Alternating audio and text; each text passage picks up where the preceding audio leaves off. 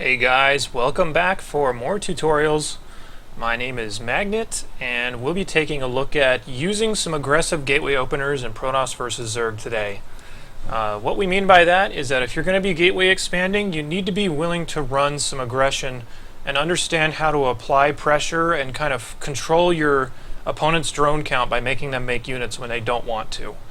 I will kind of forewarn everybody that if you want to run gateway expands, you really need to be willing to do stuff like this, and this is why I'm going to teach you about it. But if you're not willing to get into more smaller, scrappy battles, then you might as well just run forge expand and hang out at your base, or take a faster third base. This is going to outline all the different options that you have and kind of explain the way that you want to run these pressures without losing too much or putting yourself behind. So we'll just go ahead and jump into the game and talk about it. So this time we're going to be taking a look at Little Bow versus Vortex, and we're going to fast forward through this. Obviously we do want to talk a little more about the openers today. So what we mean by the aggressive portion is after you run your normal opener is when we want to start talking a little bit more about it. So we're going to open up with a pylon at the ramp. This is really normal for gateway expands. And fast forwarding, you want to place your gateway down on 13 if you can get a probe down there. Yep, there we go. So 13 gateway, he's going to scout with that and figure out what's going on. So this first transition is based upon if your opponent has an early pool or not. If they do, then you're going to want to change your build a little bit and play a lot more defensively before you get your Nexus up. So this first scout is going to tell you a lot. And we're going to run over just kind of how to expand safely with this type of build, at least how the pros do it, so you guys can do it in your own games. So coming up here, he's going to try and see if there's a hatchery first. By the time your probe gets there, if you scout after your gateway, if it's a hatchery first, it'll already be started by the time you get there. Hatch first goes down at about 2:05, maybe a little bit earlier, depends on the skill level of the player and whatnot, but you usually won't get to their base before 2:05 on any map if you scout after your gateway. So if it's starting right then, about 2 minutes roughly around there, then you know it's hatch first. You can always walk into the main and figure out what's going on. In this case, it's going to be gas before hatchery. So if it's gas before hatchery, you need to play a little bit more conservatively because things like faster Zergling speeds, maybe a one-base cheese are also possible. So you need to continue to follow up with your scouting and make sure that this is actually being taken. This is one of the first little transitions with these gateway plays. And I should mention that early game scouting in PvZ is essential to know how you need to follow up. So obviously core right after your gateway is done. And in this circumstance, Little Bow is going to take a second gas in response to his opponent taking their gas before the hatchery. And this is really smart. So the idea here is that he's not sure what type of aggression is going to come out of Vortex before he puts down his Nexus. Otherwise, he probably would have already thought about doing it. So I guess the lesson to be learned with this little portion is that if your opponent takes gas before hatchery, then you should probably take your own second gas and be willing to defend yourself with force fields for a little while. So the play here is he's going to get a zealot, he's going to put it in his wall, or at least that's the intention here. He may cancel it if he decides he can do something like that. But you do need to make sure that your opponent is taking their hatchery so that you know if you can take your expansion. There's no reason to try and take your expansion if they don't take their hatchery. So just kind of getting into this a little bit. Obviously you can't run the types of stuff we're talking about if you don't know how to get there. So Little Bow's going to take his second gas. Obviously he's going to be mining with 2 on each, or at least 3 on one and 1 on the other. It's basically the same as 2 on each, but this map's a little different. We'll just pretend this is 2 on each because it's pretty much the same level of income.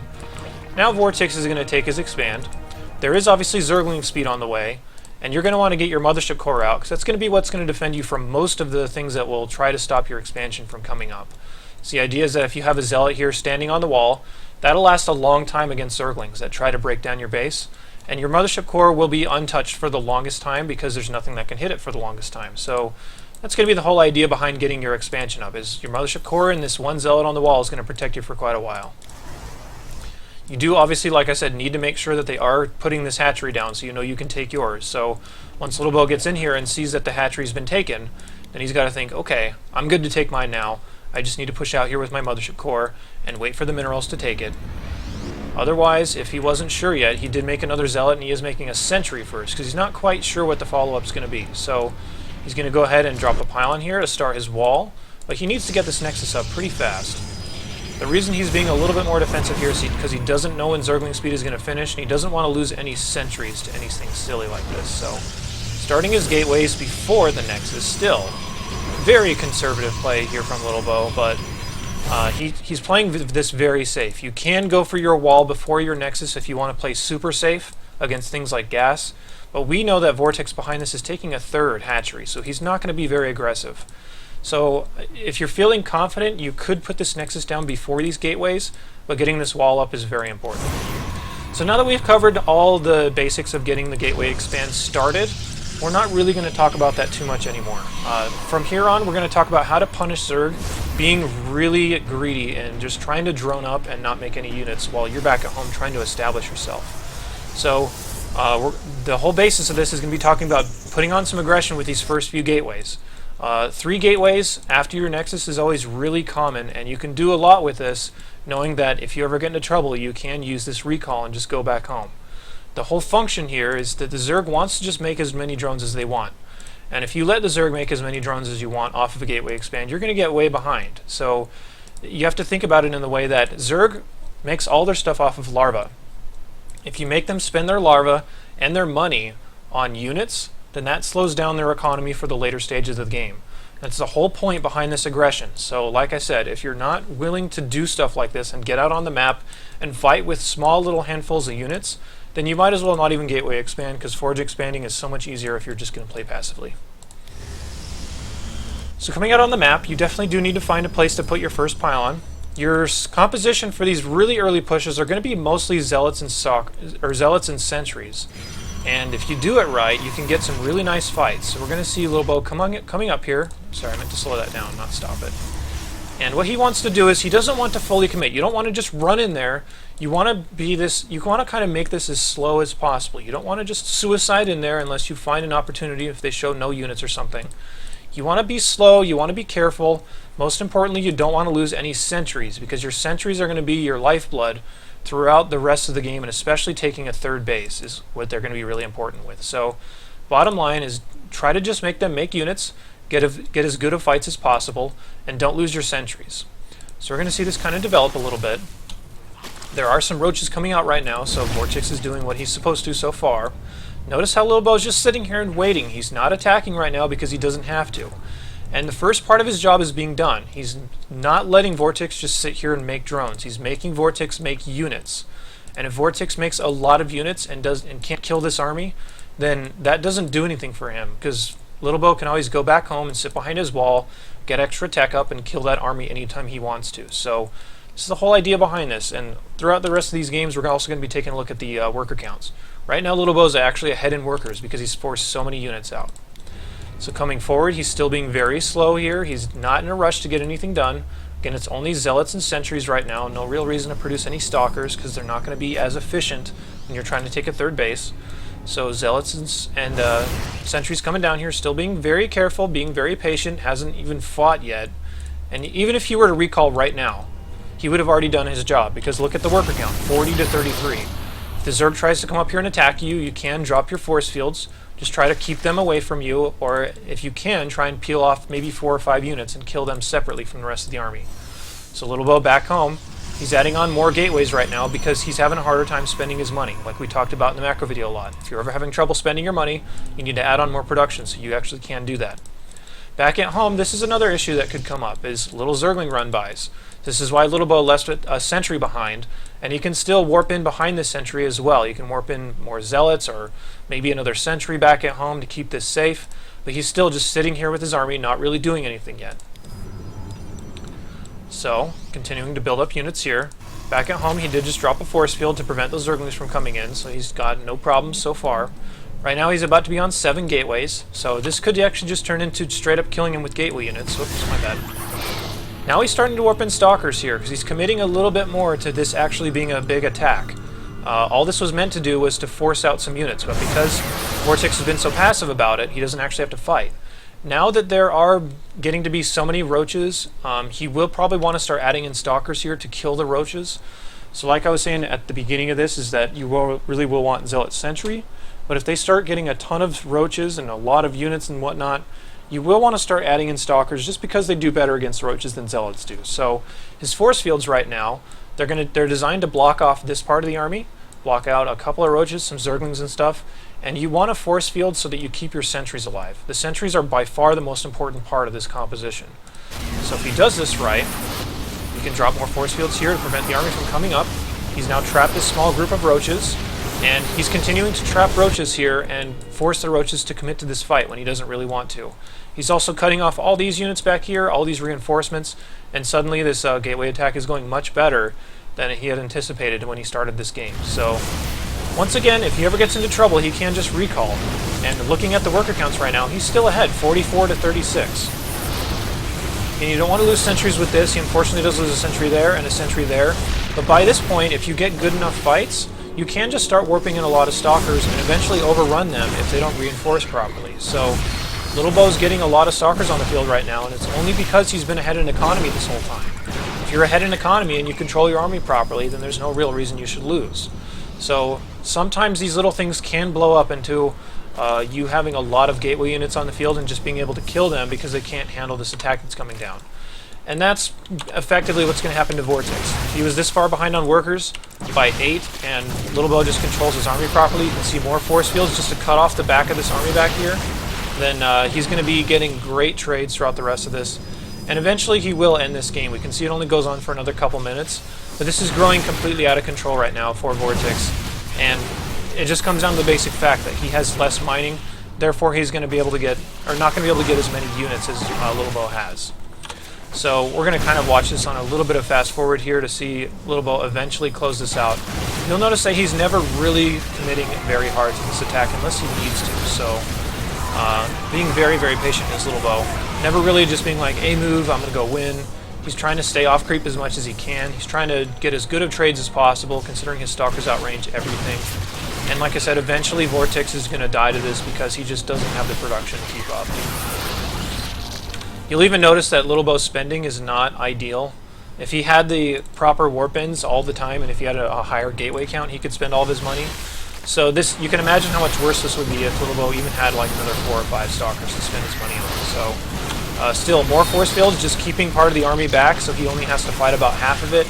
And look at the supplies now. Little Bo's getting way, way ahead, and he's just going to end the game with this. So really doing a great job, and you can see that the gateway attacks can grow out of control sometimes if you remain very patient with them, and if you get on the Zerg early enough to the point where they don't have enough workers to keep resupplying as fast as you do. So let's talk about a little bit of a different game. This is going to be Maxed versus Sen.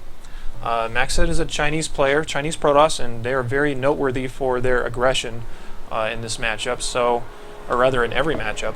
So Maxed is probably a good player to look at for something like this.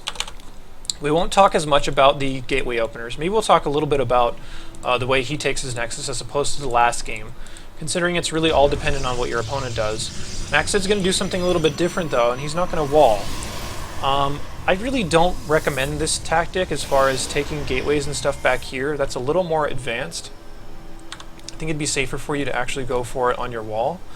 But the difference here is that he's actually not opening up gateway. He's going to open up with a Nexus, or rather with a Forge in the main, and then go Nexus. So the idea with the Forge in the main, this is a little bit of a different opener. This is obviously not specifically a gateway expand opener, but you can go with gateway aggression after this, and that's most of the theme is what we're sticking with this video, is just kind of mid-game aggression to get yourself ahead. So his build is going to be Forge in the main, piling at the natural.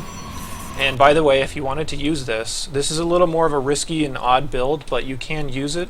So you basically would go Forge in the main, and if they were pulling a lot of Zerglings, and if they went for a really early pool, you can just drop a cannon in your mineral line, and you'll even keep your Forge safe.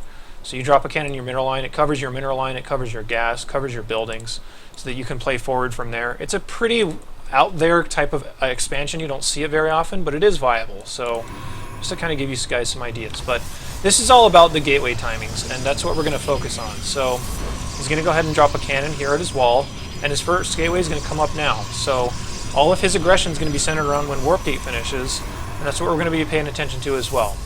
The other aspect with Forge openers is that Zergs feel a little more safe about taking their third base earlier. You can actually see a little bit of cannoning going on here, which is an option to try and bolster the later parts of your game. So kind of look at that for a second, but it shouldn't do too much.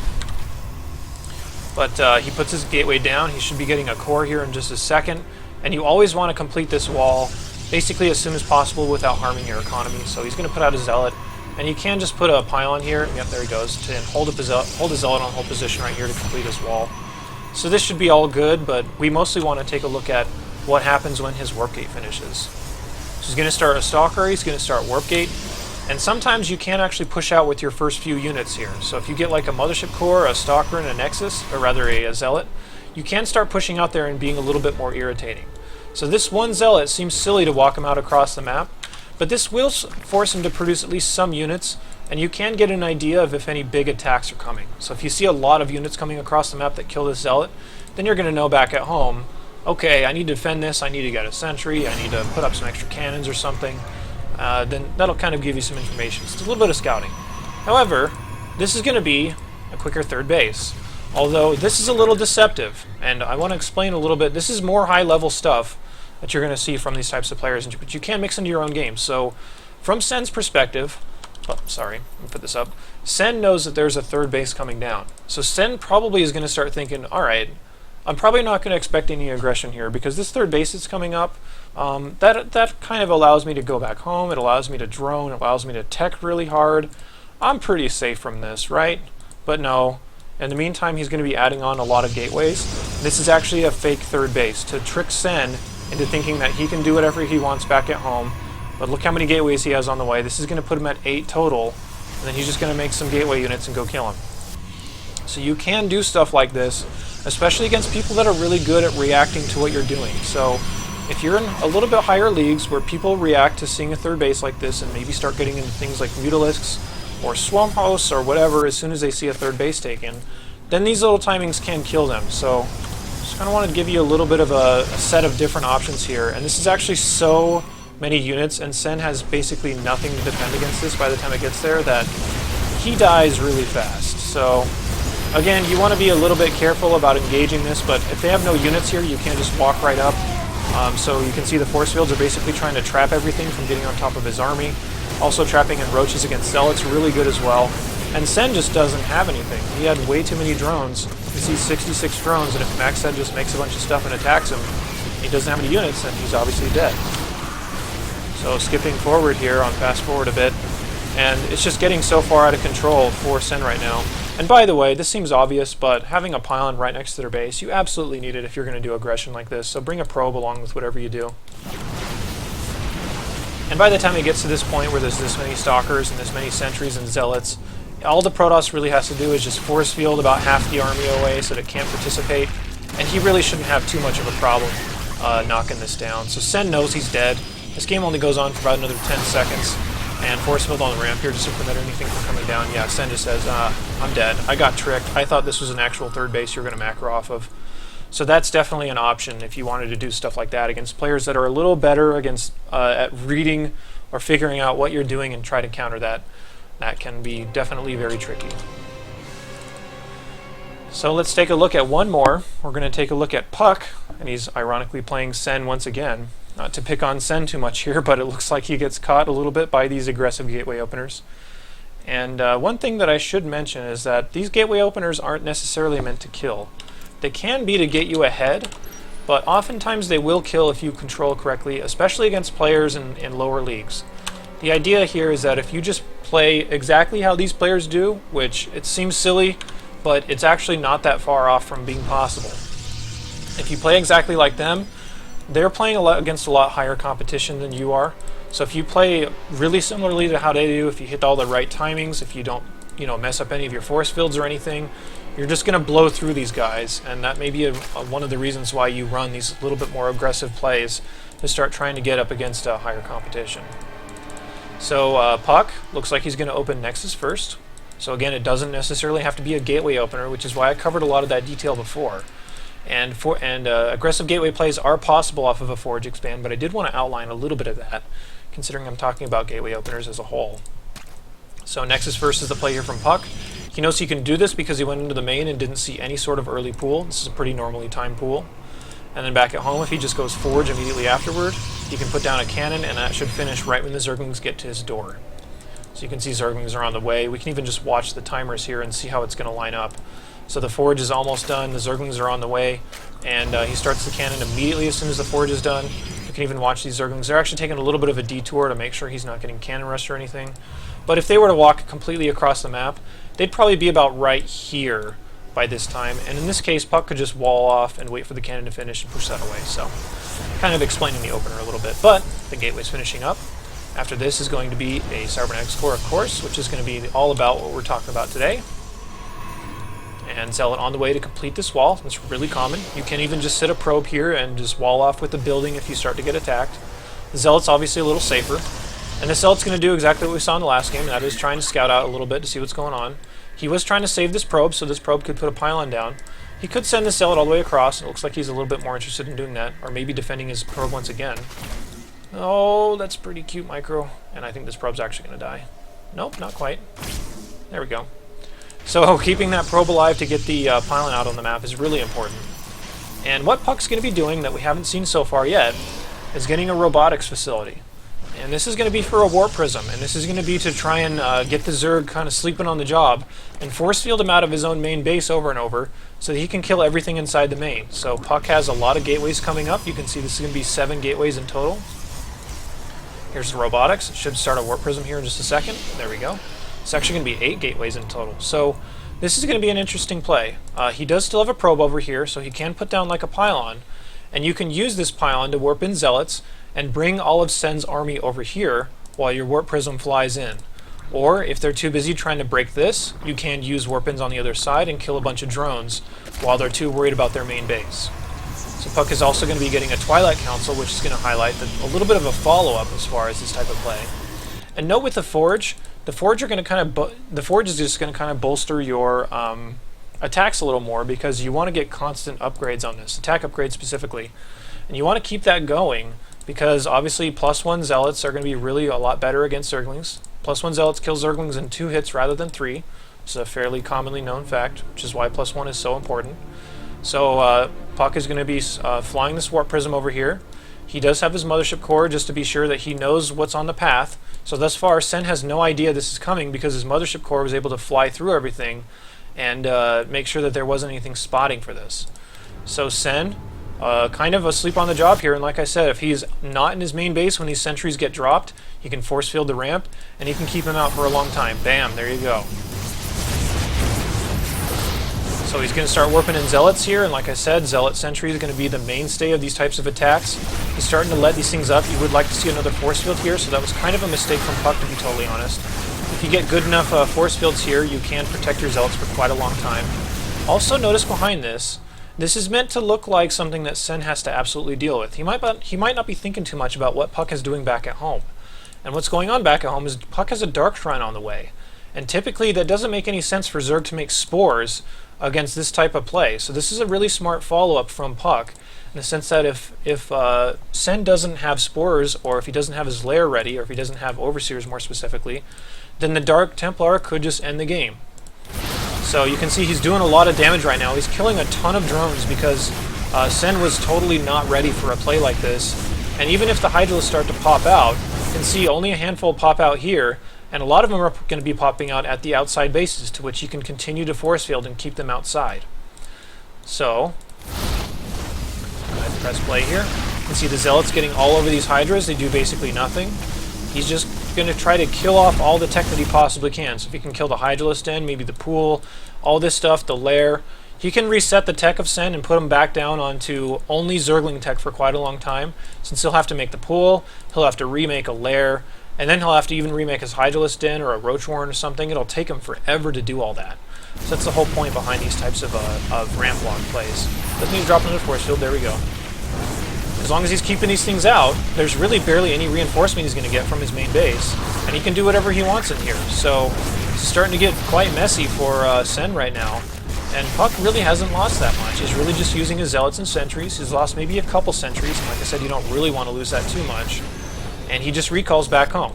And because he's recalling, that makes it look like the attack is over. So Sen might think, okay, finally I don't have to worry about this anymore and I can start getting out on the map. But surprise, here come the DTs. There's 5 DTs on the map, and Sen has absolutely no detection. He has no spore.